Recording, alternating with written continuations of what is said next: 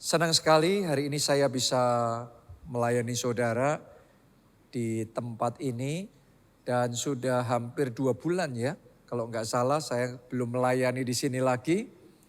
Tapi saya bersyukur di ibadah yang jam 1 ini pun dalam memori saya 2 bulan yang lalu sama sekarang sudah terjadi pertumbuhan lagi, peningkatan lagi, kemajuan lagi. Dan saya berdoa Tuhan bawa kita terus from glory to glory. Kalau kita mengingat setahun yang lalu ketika kita memulai tempat ini, sebenarnya kita belum punya orang sama sekali di PIK ini. Tapi sekarang oleh anugerah Tuhan 3 kali ibadah sudah dibuka. Boleh kita kasih tepuk tangan yang meriah, Yesus kita yang besar, Dia hebat, Dia luar biasa. Nah, hari ini kita akan masuk di bagian yang terakhir seri khotbah bulan ini, yaitu Your Harvest Now. Tuaianmu sekarang. Dan saya berdoa iman yang kayak gini ada di hati saudara semua. Tuaianmu bukan besok, sekarang. Miliki iman di hatimu, kesembuhanmu sekarang. Jawaban doamu sekarang, kemajuanmu sekarang, mujizatmu sekarang. Anda percaya? Nah, secara khusus dalam bagian yang kelima dari seri khotbah ini, judul firman Tuhan yang saya mau bagikan kepada saudara hari ini adalah rahasia tanah perjanjian. Kita langsung saja buka Ulangan 8, kita baca ayat 7 sampai ayat yang ke-10. Saya bacakan buat saudara. Sebab Tuhan Allahmu membawa engkau masuk ke dalam negeri yang baik. Jadi ini adalah janji Tuhan buat umatnya pada waktu itu. Yaitu memberikan kepada mereka tanah perjanjian. Tanah yang berlimpah-limpah dengan susu dan madunya. Ditulis begini. Suatu negeri dengan sungai, mata air, dan danau. Yang keluar dari lembah-lembah dan gunung-gunung. Bagus sekali ini tempat. Ayat 8. Suatu negeri dengan gandum dan jelainya, dengan pohon anggur, pohon ara dan pohon delimanya. Suatu negeri dengan pohon zaitun dan madunya. Suatu negeri di mana engkau akan makan roti dengan tidak usah berhemat. Di mana engkau tidak akan kekurangan apapun. Suatu negeri yang batunya mengandung besi. Dan dari gunungnya akan kau gali tembaga dan engkau akan makan dan akan kenyang. Engkau akan memuji Tuhan Allahmu karena negeri yang baik yang diberikannya kepadamu itu. Sampai di situ pembacaan kita. Jadi ternyata di dalam benaknya Tuhan, Tuhan itu mau membawa umatnya masuk ke tanah perjanjian. Saya juga mau ngomong sama saudara. Tuhan juga mau membawa kita semua di tempat ini. Karena kita adalah umat Tuhan. Siapa di sini yang percaya Anda umat Tuhan? Boleh lambaikan tangan saudara. Tuhan mau bawa kita masuk ke kehidupan perjanjian. Amin. Kalau bangsa Israel waktu itu dibawa ke tanah perjanjian. Kita dibawa dalam kehidupan perjanjian. Anda bisa melihat di situ deskripsinya negeri yang baik itu seperti apa. Cakep sekali. Subur sekali, makmur sekali, luar biasa sekali. Di dalam perjanjian baru, firman Tuhan, Yesus berkata, aku datang untuk memberi hidup dan hidup yang berkelimpahan. Doa saya kehidupan seperti itu yang akan Anda alami dan terima dalam hidup saudara. Kelimpahan dengan berkat, kelimpahan dengan anugerah, kelimpahan dengan sukacita, dengan kesehatan, dengan damai sejahtera, kelimpahan dengan hasil karya yang luar biasa, kelimpahan dengan prestasi, kelimpahan dengan buah-buah pertobatan, dan setiap area hidup saudara, kelimpahan, kelimpahan, kelimpahan. Kelimpahan bahkan jadi berkat. Kita kasih tepuk tangannya yang paling meriah buat Tuhan kita. Sampai ditulis tadi, kamu tidak akan makan roti. Kamu akan makan roti dengan tidak usah berhemat. Tidak akan kekurangan apapun. Makan dan akan kenyang. Kenapa? Karena kelimpahan. Saya percaya ada seseorang di tempat ini. Bahkan dalam ibadah ini juga. Tuhan pindahkan saudara masuk di dalam dimensi kehidupan perjanjian ini. Yang ada dalam Alkitab itu perjanjian. Perjanjian lama, ada perjanjian baru. Jadi ini hidup dalam perjanjian. Dan di dalam perjanjian Yesus berkata, aku datang memberi hidup dan hidup yang berkelimpahan. Tapi untuk Anda dan saya bisa mengalami yang Tuhan janjikan, kita harus nangkep visinya terlebih dahulu. Kita harus bisa melihatnya dengan mata iman terlebih dahulu. Dalam hati kita, dalam spirit kita, kita harus bisa melihat itu. Jadi visi, jadi milik kita. Dalam hati kita terlebih dahulu. Mari kita baca Bilangan 13 ayatnya mulai yang ke-17. Ditulis begini. Maka Musa menyuruh mereka mengintai tanah Kanaan. Apa yang mereka suruh? Apa yang Musa suruh mereka lakukan? Mengintai. Boleh enggak saudara katakan mengintai? Jadi tadi pertama tanah Kanaan, tanah perjanjian itu dijanjikan. Dimulai dari janji Tuhan. Setelah janji Tuhan dilanjutkan, mereka apa tadi? Mengintai. Mengintai itu melihat. Jadi janji Tuhan itu mereka lihat. Jadi visi. Coba sekali lagi semuanya katakan janji Tuhan. Terus kemudian yang berikutnya Anda katakan lagi visi Tuhan. Anda harus bisa melihat visi Tuhan. Karena itu ditulis Musa memerintahkan mereka untuk apa tadi? Mengintai. Yang sudah Tuhan janjikan sekarang mereka lihat. Mereka intai, mereka lihat sebagai visi mereka. Saya berdoa setiap janji Tuhan yang diberikan dalam hidup saudara, Anda bisa lihat itu sebagai visi dalam hidup saudara.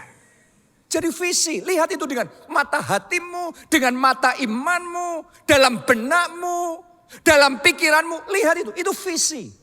Percayai, imani, perkatakan, doakan, perjuangkan. Lihat itu sebagai visimu.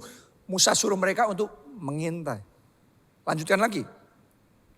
Katanya kepada mereka, pergilah dari sini ke tanah Negeb dan naiklah ke pegunungan dan amat-amatilah bagaimana keadaan negeri itu. Padahal ini sudah dijanjikan Tuhan, tapi Tuhan suruh mereka mengamat-amati. Perhatikan, lihat itu, lihat baik-baik. Anda kalau mau visi Tuhan terjadi dalam hidup saudara, lihat baik-baik. Dalam spirit saudara, bahkan sebelum itu jadi realita, bahkan sebelum Anda terima kesembuhan itu, Anda terima kemenangan, Anda terima terobosan kemajuan itu, lihat itu dengan baik-baik.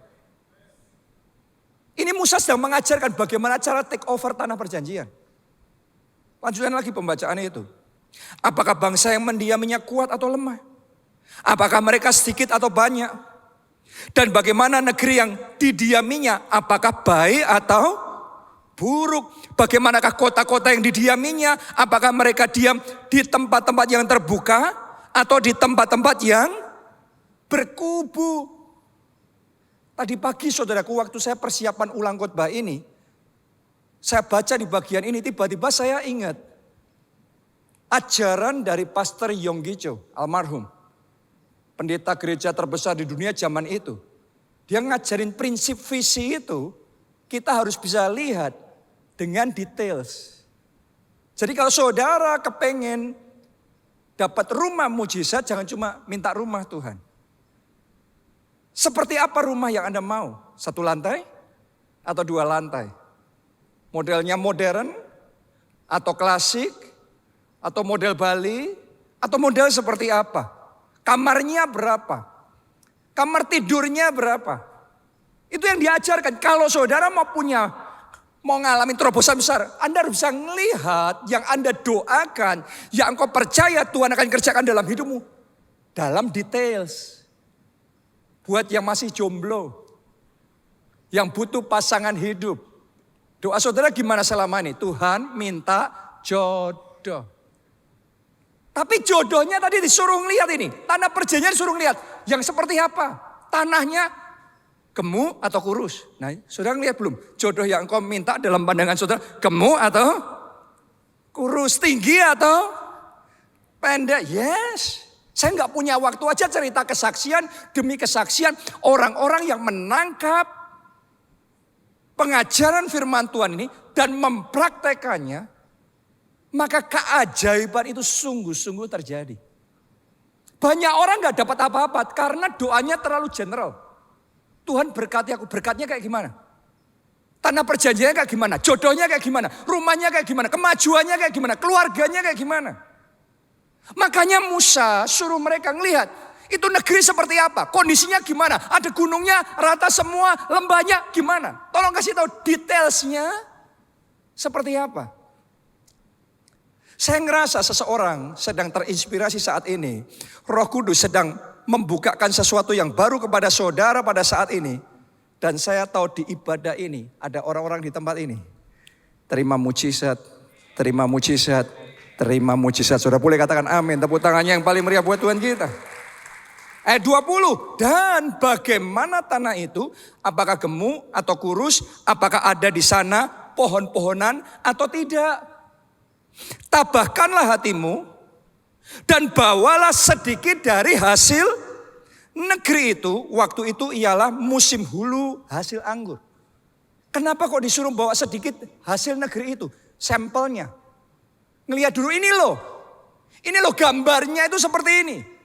Anda punya enggak gambar visi yang Anda percaya Tuhan taruh dalam hidupmu, engkau perjuangkan supaya itu sampai jadi? Ngelihat sampelnya, berapa banyak orang berdoa untuk minta rumah mujizat. Tapi hanya untuk datang pameran dan minta brosurnya aja. Bicara sama agennya saja kayak takut. Waduh nanti kalau saya nggak punya uang, saya nggak punya DP. No. Diawali dari janji Tuhan. Yang berikutnya, lihat janji Tuhan itu. Amin. Lihat gambar visi itu. Lihat apa yang kau percaya Tuhan mau kerjakan di dalam kehidupan saudara. Anda harus belajar ini. Kita baca dulu ayat berikutnya. Nanti saya akan bagian lebih lagi. Mereka pergi ke sana lalu mengintai negeri itu. Lihat, mereka mengintai, mereka melihat negeri itu. Mulai dari padang gurun Zin sampai ke Rehob. Ke jalan yang menuju ke Hamat. Mereka berjalan, semuanya katakan berjalan. Lebih keras katakan berjalan. Tadi apa sebelumnya? Mengintai. Melihat, sekarang apa? Berjalan. Coba semuanya katakan melihat. Sekarang katakan lagi berjalan. Katakan melihat dan berjalan. Saya jelasin ya nanti ya, saya bacain dulu ini. Mereka berjalan melalui tanah Negeb, lalu sampai ke Hebron. Di sana ada Ahiman, Sesai dan Talmai keturunan Enak. Hebron didirikan 7 tahun lebih dahulu dari Soan di Mesir. Sampai di situ dulu. Oke. Jadi Tuhan, Musa suruh mereka ngelihat dan berjalan. Menjalani negeri yang Tuhan janjikan kepada mereka. Saya mau tanya sama saudara. Waktu mereka melihat dan menjalani negeri itu. Negeri itu sudah punya mereka apa belum? Belum. Tapi mereka melihat apa yang percaya Tuhan akan berikan kepada mereka. Mereka menjalani negeri itu menurut panjangnya dan lebarnya. Daerah demi daerah, kota demi kota. Yang mereka percaya akan mereka dapatkan itu. Tahukah saudara yang mereka lakukan ini? Yang Musa ajarkan supaya bangsa Israel lakukan. Ini sebenarnya yang diajarkan oleh Tuhan kepada Abraham. Kalau Anda masih ingat kisah Abraham pisah sama Lot. Setelah pisah sama Lot, Tuhan ngomong sama Abraham. Abraham sekarang lihat ke utara, selatan, timur, barat. Karena yang kau lihat, ku berikan. Itu semua belum punya Abraham. Tapi Tuhan ngomong, yang engkau lihat, ku berikan. Makanya begini, apa yang Anda lihat itu penting. Makanya ketika saya ada di mana, saya nggak cuma lewat. Karena melihat, sekedar melihat dan melihat sebagai visi dan ada iman, ini yang Tuhan akan berikan. Itu dua hal yang berbeda. Hari ini saya berdoa setiap orang di tempat ini, mata rohani kita diurapi, diberkati untuk bisa melihat janji Tuhan. Melihat visi yang Tuhan mau kerjakan itu dalam hidup saudara. Amin. Pertama Tuhan ngomong gitu. Abraham lihat, karena yang kau lihat ku beri. Kalau engkau ngelihat lebih jauh lagi ke utara, lebih jauh juga kubri. Kalau engkau ngelihatnya cuma sedikit, sedikit juga yang engkau akan terima. Yang kedua Tuhan ngomong sama Abraham, Abraham jalanilah negeri itu menurut panjangnya dan lebarnya. Karena yang engkau jalani, kuberikan kepadamu. Jadi ternyata prinsip yang diajarkan oleh Tuhan kepada Abraham persis yang disuruh oleh Musa untuk bangsa Israel lakukan. Waktu saya renungkan lagi khotbah ini tadi pagi saudaraku ya. Saya persiapan ulang sebelum saya khotbah, tiba-tiba saya ingat. Dan saya ngerti persis ini yang dilakukan oleh Pastor Adeboye di Nigeria. Dia pertama kali dapat tempatnya itu 2 hektar. Tapi setiap hari, dari sejak muda sampai sekarang sudah puluhan tahun, dia umur 81 tahun. Tiap hari dia itu doa keliling. Nah banyak orang doa keliling cuma sekedar doa keliling. Tapi dia doa keliling untuk menjalankan seperti yang dijalankan oleh Abraham. Melihat, menjalani. Melihat, menjalani. Dia tiap hari doa keliling 7 kilometer. Umur 81 tahun loh Mas Ian. Sudah sampai 81 tahun. Masih menjalani itu. Tapi tahukah saudara, tiap hari dia jalani 7 kilometer. Dia doa keliling. Dan Tuhan keep on expanding his territory. Tuhan terus memperluas dari 2 hektar. Jadi 20 hektar. Jadi 100 hektar. Jadi 1000 hektar. Sekarang 50.000 hektar. 0,5 miliar meter persegi. Melihat, menjalani. Melihat, menjalani. Banyak orang kalau disuruh ngelihat, buat apa? Ngelihat pameran.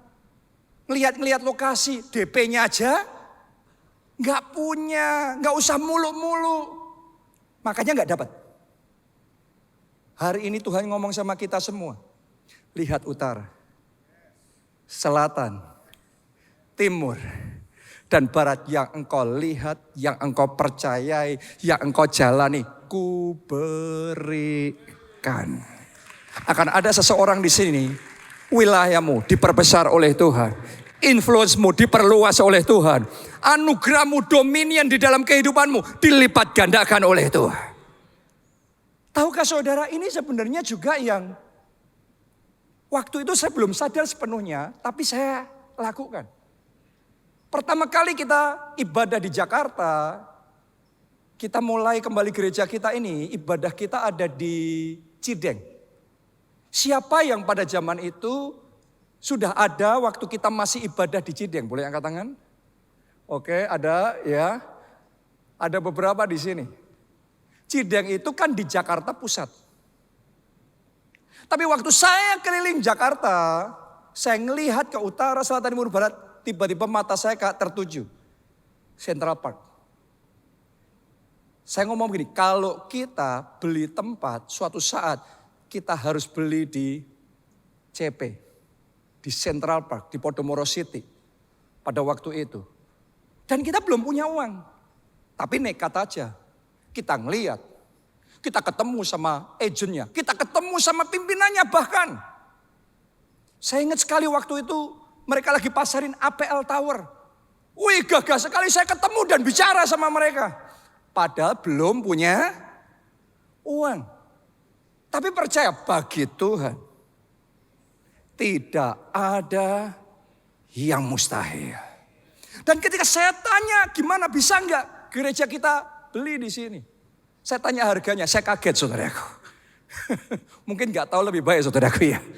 Saya kaget, tapi saya tetap percaya. Walaupun enggak punya uang. Dan memang tidak bisa beli sampai bertahun-tahun. Sudah ngelihat, sudah doain, sudah menjalani. Tidak bisa beli sampai bertahun-tahun. Tapi saya mau ngomong begini, visi itu kayak gitu. Kalau engkau percaya dan tetap tidak bisa, jangan pernah lepaskan visi itu. Tetap percaya di hatimu, bagi Tuhan tidak ada yang mustahil. Dan Tuhan sanggup membuat yang tidak ada jadi ada.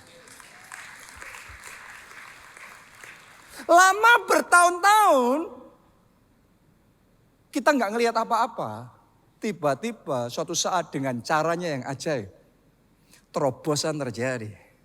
Akhirnya kita dari Cideng pindah ke APL. Dan sampai di APL ngelihat lebih lagi. Dari APL pindah ke Soho Capital. Itu pun sudah sebuah sukacita dan anugerah. Dimulai dari melihat, menjalani. Melihat, menjalani. Waktu kita masih ada di Podomoro City, di Central Park. Saya itu sering sama istri saya, kalau makan keluar, kita kepik. Dan kita suka makan di ruko-ruko situ. Dan kalau Pak Obaja datang ke Jakarta, makan bareng sama kita ajak ke sini. Terus kemudian kalau saya menjamu mertua saya datang ke Jakarta, saya selalu ajak makan di daerah Peak. Dan kemudian saya ngomong begini, suatu saat kalau gereja kita punya tempat landed, kita mau ada di Peak. Itu perkataan yang saya ucapkan walaupun pada waktu itu melihat rasanya nggak mungkin. Anda ingat-ingat aja keadaan waktu itu seperti apa? Karena Peak itu isinya semuanya ruko. Ruko kan nggak terlalu luas, kecil-kecil. Dan harganya minta ampun sekali. Jadi bagaimana mungkin? Itu nggak kepikir, nggak kebayang. Tapi saya nggak peduli itu. Makanya gini, kalau saudara mengukur janji Tuhan selalu melihat dengan keadaanmu. Engkau janji Tuhan sembuh, tapi kan kenyataannya sakit. Laboratorium ngomongnya begini. Saudara gak bisa ngalami mujizat kalau engkau selalu membatasi Tuhan dengan keterbatasanmu. Mulai hari ini buka batasan-batasan saudara. Apapun itu janji Tuhan yang Tuhan mau kerjakan dalam hidup saudara. He is the unlimited God. Dia Tuhan tanpa batas. Kalau engkau percaya yang tidak terbatas pun Tuhan kerjakan dalam hidupmu. Amin. Haleluya. Dan dengan caranya yang ajaib. Dari yang waktu itu cuma lihat. Mungkin orang lain kalau sama-sama kepik. Cuma makan dan menikmati dan kagum, heran. Tapi saya enggak kayak gitu. Saya percaya kemanapun Tuhan menuntun langkah saya. Itu sesuatu yang ilahi. Dan saya percaya tidak ada yang kebetulan dalam hidup saya. Karena itu kalau saya suka makan di daerah itu pun saya percaya ada sesuatu yang Tuhan akan kerjakan. Dan itu sebabnya saya mulai perkatakan. Lama sudah itu, butuh waktu lama sekali loh. Tapi dengan cara Tuhan yang ajaib. Dia sanggup buat kita terpesona. Dan hari ini kita ibadah di tempat ini. Yang engkau lihat, kuberikan kepadamu. Yang engkau jalani, kuberikan kepadamu. Jadi hari ini saya berdoa mata rohani saudara dibukakan. Untuk melihat. Keluargamu bisa diselamatkan. Suamimu bisa dipertobatkan. Pernikahanmu bisa dipulihkan. Ngelihat itu enggak? Karena kalau engkau belum ngelihat itu, engkau belum bisa terima apapun. Dimulai janji Tuhan, setelah janji engkau harus melihat. Yang kau lihat, ku berikan. Mulai hari ini lihat, seisi keluarga besarmu diselamatkan. Mulai hari ini lihat dalam hidupmu selalu ada anugerah demi anugerah. Akan ada sukacita yang baru. Akan ada damai sejahtera yang berlimpah-limpah. Dan kasih Allah yang luar biasa di dalam keluarga saudara. Anda yang percaya boleh berikan tepuk tangan yang paling meriah buat Tuhan kita.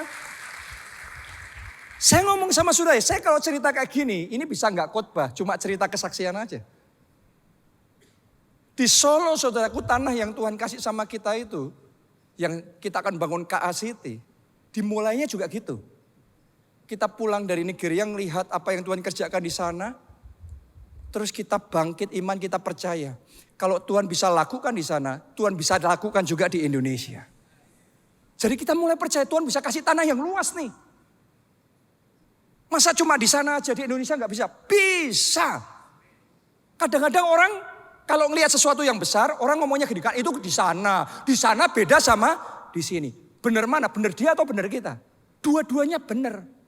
Karena buat dia itu benar. Buat dia memang tidak bisa. Karena yang dia lihat tidak bisa. Itu cuma di sana. Ya cuma di sana terjadi. Tapi kalau engkau percaya, di sana Tuhan bisa kerjakan. di sini Tuhan juga bisa kerjakan.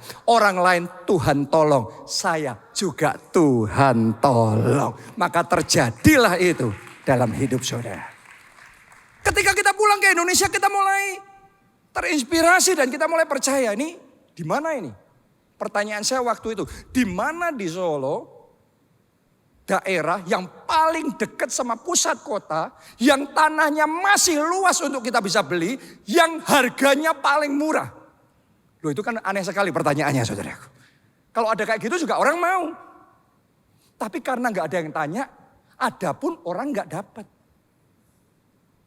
Karena itu yang saya tanyakan terus.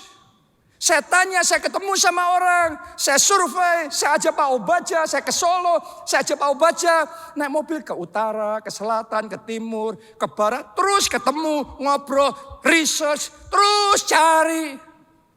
Dan dengan caranya yang ajaib Tuhan tuntun ke situ. Ada yang pernah diajak ke sana ya? Kalau trafiknya normal, nggak pas crowded, kalau normal itu dari pusat kota, dari balai kota, dari gereja kita sampai ke tanah 20 hektar itu hanya 15 menit. Dan kita dapat itu luas, saya berdoa dan percaya keep on expanding. Dan kita dapat itu benar-benar dengan harga mujizat. Karena bagi Tuhan tidak ada yang mustahil. Seseorang sedang Tuhan berikan rumah mujizat. Jodoh mujizat. Anak mujizat. Kemenangan mujizat. Proyek mujizat. Yang tidak masuk akal, yang terlalu besar. Tapi karena engkau percaya. Sekarang saya berdoa, terjadilah, terjadilah, terjadilah, terjadilah. Katakan amin 3 kali. Amin, amin, amin. Tepuk tangannya yang paling meriah buat Tuhan kita. Lanjutkan pembacaan tadi. Ayat yang ke-23. Ketika mereka sampai ke lembah Eskol, dipotong merekalah di sana suatu cabang dengan standan buah anggurnya. Disuruh motong cuma standan aja. Lalu apa? Berdualah mereka menggandarnya. Sampai itu aja pembacaan kita. Setandan buah anggur, tapi harus dipikul berapa banyak orang? 2 orang. Ada di sini yang beli standan buah anggur di supermarket harus dipikul 2 orang? Kita bawanya cuma gini saudaraku. Ada nggak ya gambarnya ya? Tapi anggur di tanah perjanjian, besarnya lihat. Itu kayak manusia. Bahkan lebih besar dari manusia. Karena itu harus digotong oleh 2 orang. Saya mau ngomong begini sama saudara. Panennya di tanah perjanjian berkali lipat. Jauh lebih banyak dibandingkan tanah-tanah yang lain. Ada seseorang di sini berani percaya itu. Tuhan bawa hidupmu ke hidup perjanjian. Mulai hari ini akan ada panen berkali lipat. Akan ada kemenangan berkali lipat. Akan ada kesehatan berkali lipat. Akan ada kebahagiaan berkali lipat. Damai sejahtera berkali lipat dalam hidup saudara. Tepuk tangannya pula yang paling meriah buat Tuhan kita. Pekerjaannya sama, bidangnya sama, karirnya sama. Begitu engkau dipindahkan sama Tuhan ke dimensi hidup perjanjian, tanah perjanjian. Hasilnya berkali lipat. Sama-sama melayani Tuhan, sama-sama bersaksi mulai hari ini. Yang akan bertobat, keselamatan jiwa-jiwa yang akan terjadi, Tuhan kerjakan melalui hidup saudara. Berkali lipat. Hidup saudara akan dipakai oleh Tuhan selama mungkin sekian tahun. Dari bertobat sampai hari ini Anda belum pernah berhasil untuk bawa jiwa buat Yesus. Tapi begitu Tuhan urapi, Tuhan berkati saudara, Tuhan pindahkan Anda masuk ke dimensi perjanjian. Maka seisi keluargamu akan dipertobatkan. Teman-temanmu akan diselamatkan. Untuk kemuliaan nama Tuhan. Tepuk tangannya yang paling meriah buat Tuhan kita. Panen berkali lipat dimulai dalam hidup saudara. Tepuk tangannya sekali lagi yang paling meriah buat Tuhan kita. Nah pertanyaannya sekarang, kok bisa di tanah perjanjian kayak gitu? Apa yang menyebabkan panennya bisa berkali lipat? Besar sekali. Mari kita baca Ulangan 11 ayat 10, kita mulai. Sebab negeri kemana engkau masuk untuk mendudukinya, bukanlah negeri seperti tanah Mesir, dari mana kamu keluar. Yang setelah ditabur dengan benih, harus kau airi dengan jerih payah, seakan-akan kebun sayur. Jadi di babak sebelumnya mereka sudah bercocok tanam, tapi itu susah sekali, hasilnya pun terbatas. Nah ini di-compare nih, sama di tanah perjanjian gimana? Lihat ini, ayat 11. Tetapi negeri kemana kamu pergi mendudukinya, ialah negeri yang bergunung-gunung dan berlembah-lembah, yang mendapat air, semuanya katakan air, sebanyak hujan yang turun dari langit. Suatu negeri yang dipelihara oleh Tuhan Allahmu, mata Tuhan Allahmu tetap mengawasinya dari awal sampai akhir tahun. Jadi ternyata yang membuat tanah perjanjian itu dibandingkan dengan tanah-tanah lain di daerah sana begitu subur, hasilnya begitu melimpah dan luar biasa adalah karena di tempat itu airnya melimpah. Tanahnya sama, pertaniannya sama, benihnya sama. Kalau yang satu airnya sedikit dan yang satunya lagi airnya melimpah, hasilnya beda loh. Saya baru saja beberapa waktu yang lalu mendengar di banyak daerah di Indonesia dan di dunia, ini sedang musim kemarau yang panjang, El Nino, panas sekali. Akibatnya banyak sawah yang kekurangan air. Gara-gara kekurangan air, ketika panen itu bulir-bulirnya kosong semua.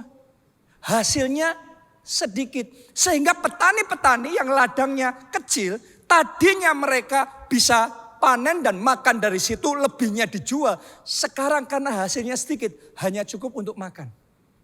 Mereka nggak punya apa-apa untuk dijual. Kenapa? Airnya kurang. Tapi ketika airnya berlimpah, ladang yang sama, hasilnya melimpah juga. Akan ada seseorang di tempat ini, Tuhan bawa saudara masuk ke dimensi perjanjian. Dan mulai hari ini panenmu bukan panen tipis. Panen raya. Dalam segala sesuatu yang kau kerjakan, ada panen raya berkat Tuhan. Ada panen raya mujizat. Panen raya kemenangan-kemenangan besar terjadi dalam hidup saudara. Nah, kuncinya kalau ladang hasilnya melimpah apa tidak? Air. Kalau itu bicara hidup kita, kita juga butuh air yang dari Tuhan. Yang membawa kehidupan, yang membawa kesegaran, air yang membangkitkan semangat yang baru dan membawa kembali ketajaman dalam hidup kita. Karena hidup dengan semangat dan tanpa semangat hasilnya pasti beda. Sama-sama Anda bekerja, yang satu kerja dengan semangat, yang satu gak punya semangat. Menurut saudara suksesnya sama apa beda? Jauh. Sama-sama meeting. Yang satu meeting sudah gak mood, gak semangat, bosen, jenuh-jenuh. Yang satu semangat untuk meeting. Kreativitasnya sama apa beda? Beda. Dan itu yang membuat hasilnya berbeda. Karena itu kita butuh air yang dari Tuhan. Yang mengembalikan kesegaran kita kembali. Yang membangkitkan semangat kita kembali. Karena semangat itu menentukan menang kalahnya kita. Dalam pertandingan hidup ini. Amsal 18 ayat yang ke-14. Bagian pertama saja. Orang yang bersemangat. Semuanya katakan semangat. Oh, Anda harus ngomong semangat bukan semangat. No, semuanya katakan semangat. Semuanya katakan aku harus semangat. Orang yang bersemangat apa? Dapat menanggung penderitaannya. Semua orang itu punya persoalan masing-masing. Pergumulan masing-masing dan that is life. Selama kita hidup akan ada penderitaan, persoalan, pergumulan. Tapi Alkitab ngomong orang yang bersemangat dapat. Kalau tanpa semangat tidak dapat. Jadi dapat atau tidak, menang atau tidak, dipengaruhi semangat apa tidak. Karena itu hari ini saya mau ajak saudara doa sama Tuhan. minta air dicurahkan. Air yang membangkitkan semangat. Air yang mendatangkan kesegaran yang baru dalam kehidupan kita. Banyak orang butuh itu. Kenapa saya ngomong begitu? Karena banyak orang kehilangan semangat. Semangat hidupnya hilang. Masih kerja tapi loyo. Hatinya sudah menyerah. Menjalani hidup ini dengan jenuh, berat, isinya sumpek, capek. Tatapan matanya kosong, hampa. Kayak gak ada gairah baru dalam kehidupan, kayak gak ada semangat. Akibatnya ketajamannya hilang, kreativitasnya hilang, potensinya hilang. Tadinya inovatif, tadinya encer sekali otaknya. Tapi tiba-tiba sekarang kayak tumpul, sekarang kayak semua ketajaman itu hilang. Saya percaya hari ini ibadah ini akan dipakai oleh Tuhan untuk mengembalikan kembali ketajaman yang ada dalam hidup saudara. Membangkitkan kembali semangat yang sempat pudar dan membuat jiwamu fresh, segar kembali. Bersama dengan Roh Kudus. Tepuk tangannya boleh paling meriah buat Tuhan kita. Ini yang Tuhan kerjakan untuk Elia. Dan Tuhan juga mau kerjakan untuk hidup saudara. Pernikahanmu akan disegarkan kembali. Masa depanmu akan disegarkan kembali. Keluargamu, kesehatanmu disegarkan kembali sama Tuhan. Karena ada air kehidupan itu. Air yang dari Tuhan yang membawa kesegaran. Nah mari kita lihat yang dialami oleh Nabi Elia. Kalau saudara ingat kisah Nabi Elia yang sangat terkenal. Dia perang melawan Nabi Baal. Ratusan dan dia menang. Tapi setelah dia menang, muncul lawan baru yaitu Isabel, ini ratunya. Yang ngancam dan mengintimidasi, mati kamu, mau dibunuh. Saudaraku sampai di titik tertentu, orang berjuang. Kalau terus saja ada lagi, persoalan gak habis-habis lagi. Lama-lama capek deh. Itu yang dialami oleh Elia. Dia capek. Dia benar-benar jenuh banget dengan pelayanannya, dengan situasinya. Dia ngerasa hatinya berat sekali. Sampai ditulis dalam Alkitab, rasanya mau mati. Adakah di antara saudara di tempat ini yang ngerasa seperti yang dirasakan Elia? Jenuh dengan hidup ini. Capek dengan keluarga, yang namanya keluarga, capek ngurusin keluarga. Bosen sekali dengan pekerjaan yang kau lakukan sekarang ini. Tapi Anda kayaknya gak berkutik. Kayaknya gak berdaya dan gak bisa apa-apa. Itu yang dialami oleh Elia pada waktu itu. Nah, Anda yang dalam situasi seperti itu, mari kita lihat apa yang Tuhan kerjakan untuk memulihkan Elia. Kita baca di dalam 1 Raja-Raja 19 ayat yang ke-5 sampai ayat yang ke-8. Sesudah itu ia berbaring, lihat ini, Elia berbaring dan apa? Tidur di bawah pohon arar itu. Jadi waktu Elia capek, yang pertama dia lakukan apa? Tidur. Kadang-kadang orang capek karena kurang tidur. Mikirin masalah terus, masalah stres terus. Kurang tidur. Nah buat Anda yang kurang tidur, saya mau ngomong tidur. Tapi nanti di rumah ya, jangan sekarang ya. Karena sementara kita tidur, kekuatan jasmani kita juga dipulihkan. Yang mengerti katakan amin saudara. Nabi pun butuh tidur. Sekelas Elia pun butuh tidur. Anda juga butuh tidur. Lanjutkan itu. Tetapi tiba-tiba seorang malaikat menyentuh dia serta berkata kepadanya, bangunlah, makanlah.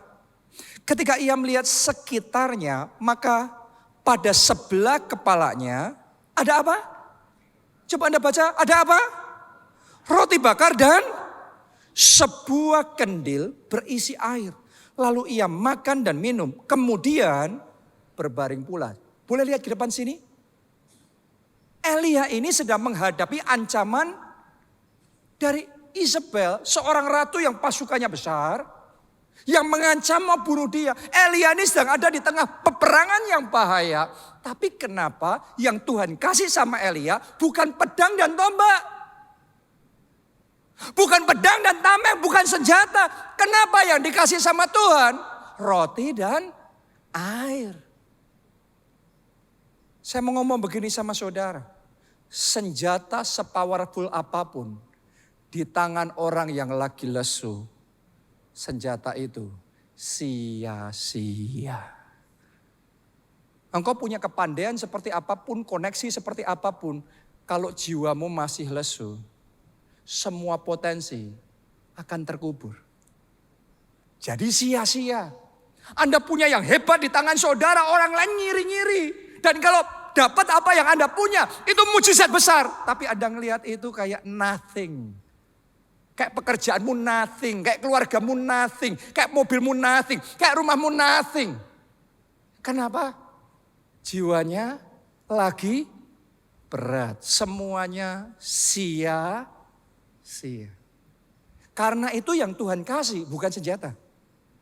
Pertama Tuhan kasih sama Elia, roti dan air. Kenapa? Karena roti yang dari Tuhan akan mendatangkan kekuatan yang baru. Air yang dari Tuhan akan mendatangkan kesegaran yang baru. Ada orang di tempat ini sama seperti Elia, yang engkau butuhkan bukan uang lebih banyak dulu, bukan modal lebih besar, bukan koneksinya dulu. Yang Anda butuhkan kesegaran yang dari Tuhan, kekuatan yang baru, yang kalau Anda terima maka kebangkitan akan terjadi. Katakan amin. Tepuk tangannya pula yang paling meriah buat Tuhan kita. Saya berdoa di ibadah ini engkau dapat roti kekuatan yang dari Tuhan dan air kesegaran yang menyegarkan jiwa saudara. Ini yang Tuhan mau. Dan bahkan sudah mulai dari sejak sekarang.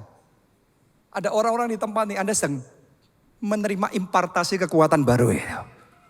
Yang tadinya sudah lemah, sudah capek. Ini kekuatan baru mengalir dalam hidup saudara. Jiwamu sedang disegarkan oleh air kehidupan Tuhan itu. Semangatmu sedang dibangkitkan oleh Tuhan. Ini yang diterima oleh Elia waktu itu. Dia dapat roti dan air yang menguatkan, yang menyegarkan. Lanjutkan. Ayat 7. Tetapi Tuhan datang untuk kedua kalinya. Semua katakan kedua kalinya. Dan menyentuh dia serta berkata, bangunlah, makanlah, sebab kalau tidak perjalananmu nanti terlalu jauh bagimu. Saya mau ngomong sama saudara. Ada perjalanan tertentu, ada perjuangan tertentu, ada visi tertentu. Hanya bisa kita capai kalau kita dapat double porsi. Alasan kenapa sebagian orang gak nyampe tembus visinya. Alasan kenapa sebagian orang sudah terima kepenuhan Roh Kudus dan masih lemes. Saya katakan sama saudara, Anda butuh double portion. Karena itu nanti sebentar lagi ya, setelah firman Tuhan ini selesai, kita akan masuk dalam doa. Kita akan minta more Lord. Kita minta double portion. Tuhan, kita butuh kekuatan double porsi.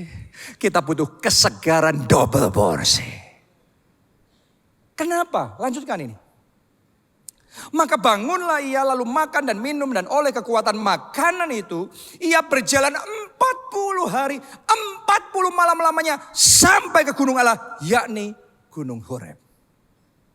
Coba Anda renungkan, baru di ayat sebelumnya dia lagi lemes, capek, semuanya gelap, mau mati rasanya. Tapi hanya terpaut beberapa ayat, dicatat tiba-tiba sudah seger lagi. Tiba-tiba berjalan 40 hari, 40 malam non-stop melakukan yang tidak masuk akal buat manusia. Akan ada seseorang di tempat ini, keadaanmu sekarang lagi capek semua. Jenuh, bosan. Tapi sebelum akhir tahun ini, akan ada terobosan-terobosan besar, perkara-perkara hebat yang di luar batasan-batasan saudara yang Tuhan akan kerjakan melalui hidup saudara. Karena hari ini akan ada kekuatan double porsi dan kesegaran double porsi diimpartasikan dalam hidupmu. Anda yang percaya, tepuk tangannya yang paling meriah buat Tuhan kita. Bangkit. Bangkit dengan kekuatan double porsi itu. Dan terima kesegaran itu. Kesegaran yang membuat jiwamu jadi ringan. Jadi joyful. Kesegaran yang membuat ketajamanmu kembali. Oh, Anda bukan kehilangan kreativitas kok. Mungkin sudah bertanya, kok kayaknya kreativitasku hilang ya? Kayaknya aku nggak encer lagi otakku berpikir seperti dulu. Kok kayaknya stamina tubuhku ini jadi soak ya? Menurun ya secara jasmani. No. Seperti yang Elia alami. Terima dulu roti yang dari Tuhan. Air yang dari Tuhan. Double porsi kekuatan baru dan kesegaran baru. Maka ketajamanmu akan dikembalikan. Dan Tuhan akan mampukan engkau melakukan hal-hal yang mustahil. Tepuk tangannya yang paling meriah buat Tuhan kita. Ayat terakhir. Pemain musik boleh maju ke depan. Yeskiel 47 ayatnya yang ke-12. Pada kedua tepi sungai itu tumbuh bermacam-macam pohon buah-buahan yang daunnya tidak layu dan buahnya tidak habis-habis. Saya berdoa ini akan menjadi your testimony. Daun-daun dalam hidup saudara tidak akan layu dan Anda bagaikan pohon yang buahnya tidak habis-habis. Mulai hari ini kesaksianmu gak akan habis. Akan ada lagi kesaksian baru. Akan ada lagi terobosan baru. Akan ada lagi mujizat baru. Akan ada lagi hal-hal indah yang baru. Yang tidak habis-habis. Tuhan kerjakan dalam hidup saudara. Anda ceritanya bukan cuma 7 tahun yang lalu. 15 tahun yang lalu. 30 tahun yang lalu. Yes, itu tetap Anda saksikan. Tapi selalu akan ada buah yang baru yang muncul lagi. Terus muncul lagi. Tidak habis-habis. Tiap bulan ada lagi buahnya yang baru. Minimal tiap bulan ada kesaksian yang baru. Ada kemenangan baru. Ada terobosan baru yang Anda bisa ceritakan. Sebab pohon-pohon itu mendapat air dari tempat kudus itu. Sekarang air itu sedang mengalir. Buahnya menjadi makanan. Dan daunnya menjadi obat. Wow, ini ayat ini akan jadi kesaksian orang-orang yang percaya.